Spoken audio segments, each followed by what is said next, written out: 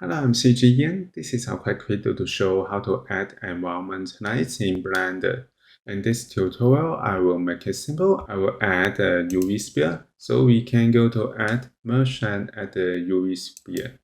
Close up to view it, and we can use right click and shade smooth to make it looking smooth. Now we can add a simple material.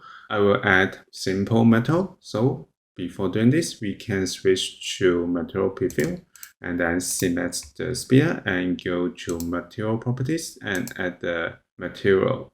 In the setting, we can change metallic to 1 and roughness to about 0.1. So this is a simple polished metal material. Now we can switch to render preview. We can see that this is the gray in the environment. So if you want to change it, we can split the viewports into two. One is for preview, another one we can switch it to shader editor. And then go to top option bar, we can switch objects to world. I close this panel. Now we can find that the background color. We can change it. For example, I change it to purple or red. So if we want to add the environment light, we can use Shift A and search environment texture and put it here. Now we can collect color to color.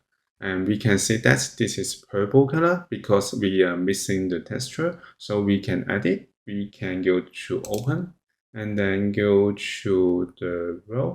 This is the location in program file, the Blender version, and data file. We can find studio lights here. And we can find forest. This is the environment lights in render preview.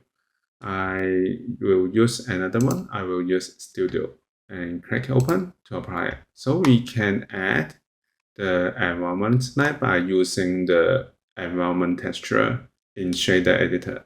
If you want to adjust the brightness, we can adjust the strength to make it brighter. Furthermore, if you want to see how to rotate the HDRI image, we have another tutorial in this channel. So this is how we can add environment lights in Blender. Thank you for watching this video. Hope this helped. Please subscribe this channel. More video will be shared with you. I'm CG Yan. See you in the next video.